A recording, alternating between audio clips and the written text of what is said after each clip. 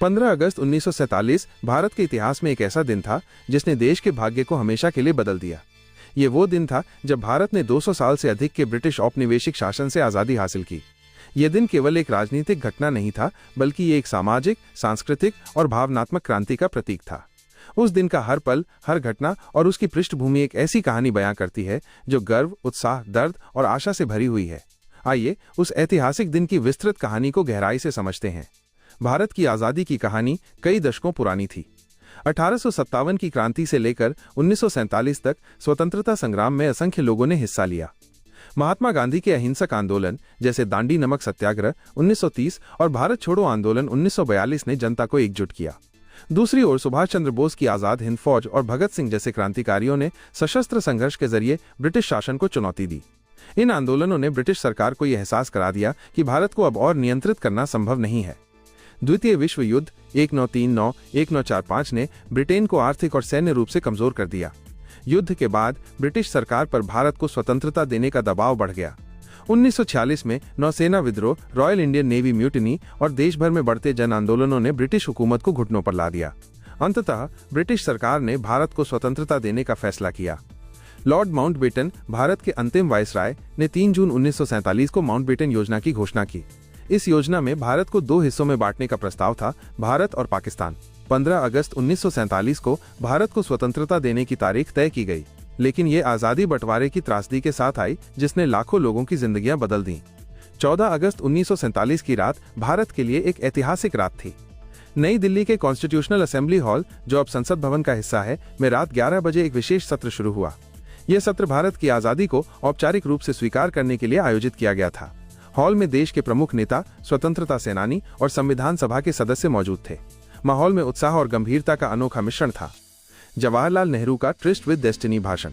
रात 11 बजे जवाहरलाल नेहरू, जो भारत के पहले प्रधानमंत्री बनने वाले थे, ने अपना ऐतिहासिक भाषण दिया।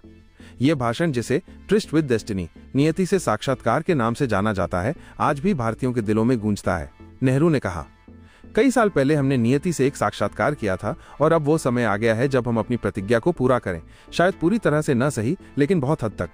आज आधी रात को जब दुनिया सो रही होगी, भारत जीवन और स्वतंत्रता के लिए जागेगा।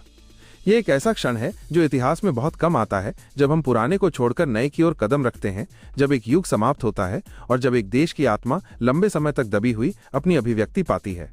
इस भाषण ने न केवल उपस्थित लोगों को, बल्कि पूरे देश को एक नई ऊर्जा और प्रेरणा दी।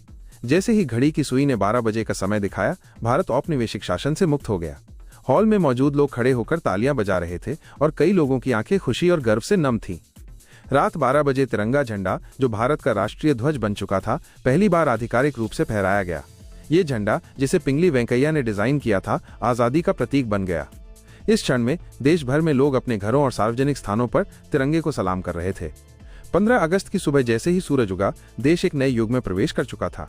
दिल्ली, जो अब स्वतंत्र भारत की राजधानी थी, उत्सव का केंद्र थी। सड़कों पर लोग जश्न मना रहे थे। बच्चे, बूढ़े, जवान, सभी आजादी की खुशी में डूबे हुए थे। तिरंगे झंडे हर तरफ लहरा रहे थे और देशभक्ति के गीत जैसे वंदे मातरम और सारे जहां से अच्छा गलियों में गूंज रहे थे।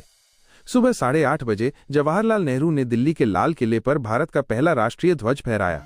यह एक ऐतिहासिक क्षण था, क्योंकि लाल किला, जो कभी मुगल शासकों और फिर ब्रिटिश शासन का प्रतीक था, अब स्वतंत्र भारत का गौरव बन गया। नेहरू ने अपने भाषण में देशवासियों को एकजुट होने और नए भारत के निर्माण में योगदान देने का आह्वान किया। उन्होंने कहा, नेहरू का यह भाषण न केवल दिल्ली में, बल्कि रेडियो के माध्यम से पूरे देश में सुना गया। उन्होंने देश के सामने आने वाली चुनौतियों जैसे गरीबी, अशिक्षा और बंटवारे के दर्द को संबोधित किया। साथ ही एक समृद्ध और समावेशी भारत के निर्माण का सपना दिखाया। इस भाषण ने लोगों में एक नई ऊर्जा भरी और उन्हें एकजुट होकर देश के पुनर्निर्माण के लिए प्रेरित किया। लाल किले के आसपास हजारों लोग जमा थे। तिरंगे झंडे, ढोल नगाड़ों की आवाज और देशभक्ति के नारे जैसे भारत माता की जय और वंदे मातरम हवा में गूंज रहे थे। लोग एक दूसरे को गले लगा रहे थे, मिठाइयां बांट रहे थे और आजादी की खुशी में झूम रहे थे।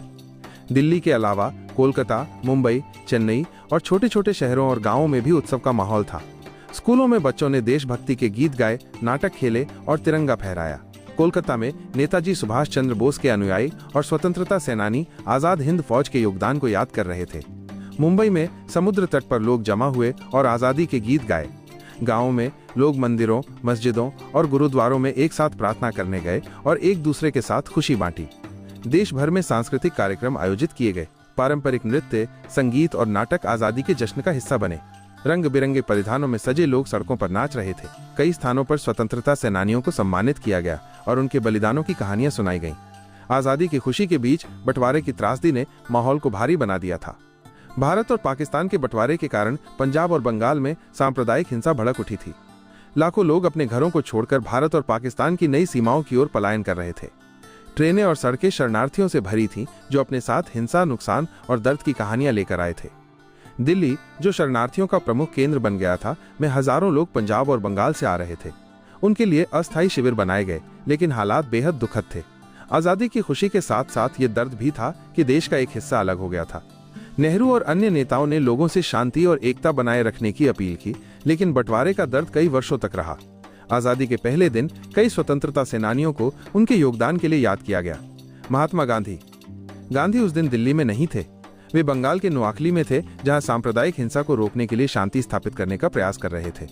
उनकी अनुपस्थिति ने यह संदेश दिया कि आजादी का असली मकसद अभी अधूरा था, एक ऐसा भारत जहां सभी धर्म और समुदाय एक साथ रह सकें।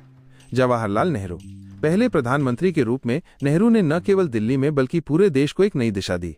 उनकी दूरदर्शिता ने भारत को एक आधुनिक और लोकतांत्रिक राष्ट्र बनाने की नींव रखी। सरदार वल्लभ भाई पटेल, भारत को एकजुट करने में उनकी महत्वपूर्ण भूमिका थी। आजादी के बाद उन्होंने 500 से अधिक रियासतों को भारत में मिलाने का काम शुरू किया। मौलाना अबुल कलाम आजाद और डॉक्टर B.R. आम्बेडकर, ये दोनों नेता संविधान सभा में महत्वपूर्ण भूमिका निभा रहे थे। आजादी के पहले दिन उन्होंने नए भारत के संवैधानिक ढांचे पर चर्चा शुरू की। आजादी का पहला दिन केवल उत्सव का दिन नहीं था, बल्कि ये एक नई शुरुआत थी। भारत के सामने कई चुनौतियां थीं। शरणार्थी संकट, बंटवारे के कारण लाखों लोग बेघर हो गए थे। उनकी पुनर्वास की जिम्मेदारी सरकार पर थी। आर्थिक कमजोरी, ब्रिटिश शासन ने भारत की अर्थव्यवस्था को कमजोर कर दिया था। नए भारत को औद्योगिक और आर्थिक विकास की जरूरत थी। रियासतों का एकीकरण, 500 से अधिक रियासतों को भारत में मिलाना एक बड़ी चुनौती थी। सामाजिक एकता, विभिन्न धर्मों, भाषाओं और संस्कृतियों के बीच एकता स्थापित करना आवश्यक था। फिर भी लोगों के दिलों में एक नई उम्मीद थी। आजादी का मतलब था कि अब भारत अपने भाग्य का निर्माता खुद होगा। नेहरू के नेतृत्व में देश ने विज्ञान, शिक्षा और उद्योग के क्षेत्र में प्रगति की योजना बनाई। संविधान सभा ने एक ऐसे संविधान की नींव रखी जो भारत को एक लोकतांत्रिक और धर्मनिरपेक्ष राष्ट्र बनाएगा। 15 अगस्त 1947 का दिन भारत के लिए एक सपने के साकार होने का प्रतीक था। ये दिन उन लाखों लोगों के बलिदान को याद करता है जिन्होंने अपनी जान देकर आजादी की नींव रखी। ये खुशी और गर्व का दिन था, लेकिन साथ ही ये एक जिम्मेदारी का दिन भी था। देशवासियों ने एक नए भारत के निर्माण का संकल्प लिया, जहां हर व्यक्ति को समान अवसर और सम्मान मिले। उस दिन की भावना आज भी हर स्वतंत्रता दिवस पर जीवित हो उठती है। तिरंगा फहराना, राष्ट्रगान गाना और स्वतंत्रता सेनानियों को याद करना उस दिन की कहानी को जीवित रखता है। यह दिन हमें याद दिलाता है कि आजादी केवल एक जीत नहीं थी, बल्कि एक ऐसी जिम्मेदारी थी जो हर भारतीय को अपने देश को बेहतर बनाने के लिए प्रेरित करती है।